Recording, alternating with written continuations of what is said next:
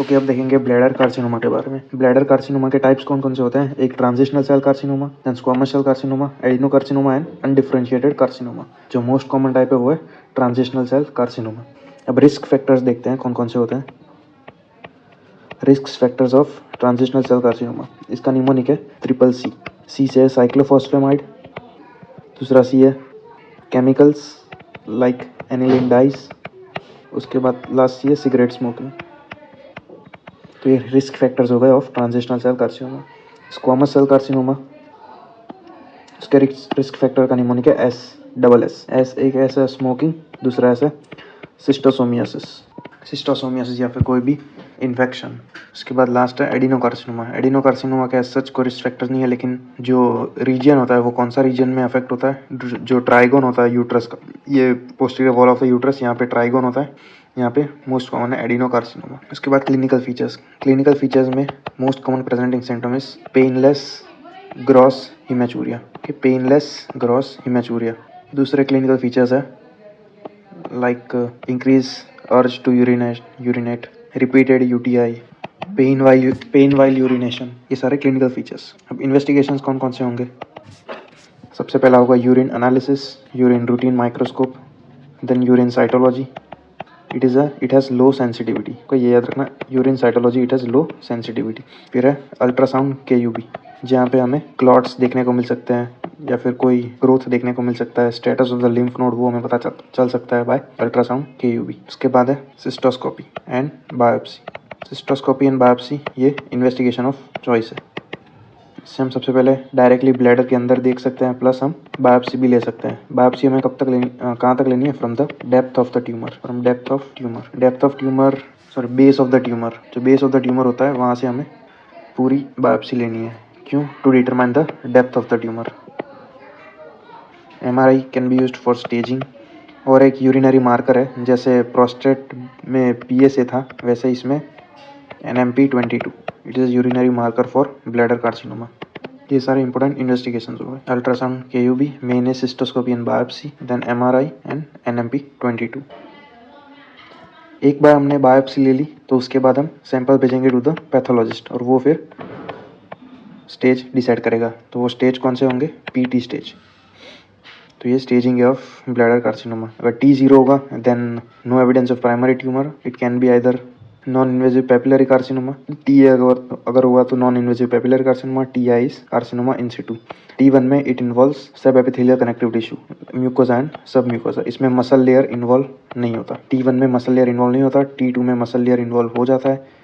T3 में जो serosa होता है वो इन्वॉल्व हो जाता है, मसल को भी पेनिट्रेट कर देता है। T4 में it goes to the surrounding tissue like prostate, uterus, vagina, pelvic wall and abdominal wall. ये स्टेजिंग के ऊपर ट्रीटमेंट डिसाइड होगी। फर्स्ट नोड जो इन्वॉल्व होते हैं वो होता है obturator lymph node, obturator lymph node. अगर N1 हुआ then 1 pelvic lymph node is involve, N2 is more than 1 pelvic lymph node, N3 is common iliac lymph node, M1 अगर डिस्टेंट मेटास्टेसिस प्रेजेंट हुआ तो। इन्वेस्टिगेशंस हो गई और staging हो गई। अब देखते हैं management.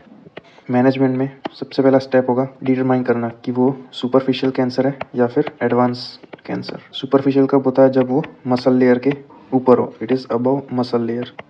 Advance is when it invades muscle layer. ये हम कैसे डिसाइड करेंगे? पहले जैसे बताया था सिस्टोस्कोपी करेंगे, वहाँ से फिर बायोप्सी लेंगे। बायोप्सी हम कैसे लेंगे? जिसकी मेथड है TURBT, that is trans urethral resection of bladder tumour. अगर बहुत ही स्मॉल ट्यूमर हुआ देन बायोप्सी लेते टाइम ही हम ट्यूमर का एक्सिशन भी कर सकते हैं, ये TUBRT मेथड्स। अब हमने ये पता लगा लिया कि सुपरफिशियल है या फिर एडवांस है। अगर सुपरफिशियल है तो ये जो ये 3 स्टेजेस थे, TA, TIS and T1, they are superficial tumours, and T2, T3 and T4 they are advance tumour. अब TA1 कोई PTA, TA क्या था? Non invasive papillary carcinoma. उसका मैनेजमेंट क्या होगा? सिंपली पहले ऑब्जर्वेशन और single cycle of intravesical chemotherapy agents are mat, mitomycin C, adriamycin and थायोपीटा।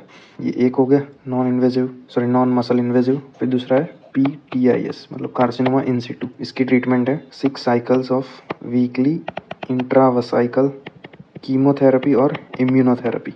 Immunotherapy क्या होता है वो बाद में दिखाता हूँ। कीमोथेरेपी एजेंट्स इसमें होंगे MVAC, एम से methotrexate, vinblastine, adriamycin and cisplatin. Last बचा PT1। इसकी ट्रीटमेंट आएगी 6 cycles of weekly intravesical BCG derived from mycobacterium bovis.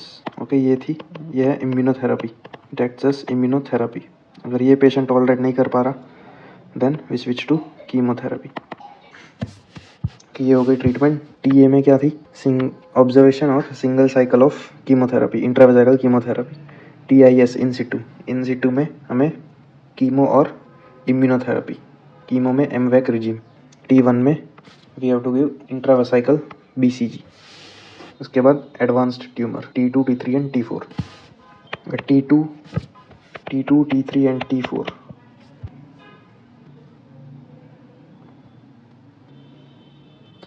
उसमें T2 में ट्रीटमेंट होगी surgery followed by chemo and radio. T3 and T4 में ट्रीटमेंट इज सेम, पहले chemo, अगर response अच्छा हुआ then surgery and radiotherapy. Surgery में कौन कौन सी सर्जरी होगी? Partial cystectomy and radical cystectomy. Partial cystectomy में जितना ट्यूमर वाला पार्ट होता है उतना ही सिर्फ एक्सरसाइज करेंगे। इसकी इंडिकेशन क्या होगी? Any small tumour which involves only the dome of the bladder and not the ureteric orifice. जो यूरेट्रिक ऑरिफिस होता है यहाँ पे वो इन्वॉल्व नहीं होना चाहिए, only the dome of the bladder. Radical cystectomy में ब्लैडर रिमूव करेंगे plus iliac and obturator lymph node. Females में urethra and in some cases abdominal hysterectomy, और मेल में प्रोस्टेट रिमूव करेंगे। ये radical cystectomy it is followed by urinary diversion. Urinary diversion वो हो सकता है या तो फिर नॉन कॉन्टिनेंट और कॉन्टिनेंट। कॉन्टिनेंट में हम एक अलग ब्लैडर बनाते हैं to store the urine which is neobladder. Non continent में हम सिंपली अनास्टोमोसिस करते हैं टू एनी अदर ऑर्गन। उसका एग्जाम्पल है यूरेट्रो सिग्मोइड कॉन्डुइट, दूसरा है इलियल कॉन्डुइट।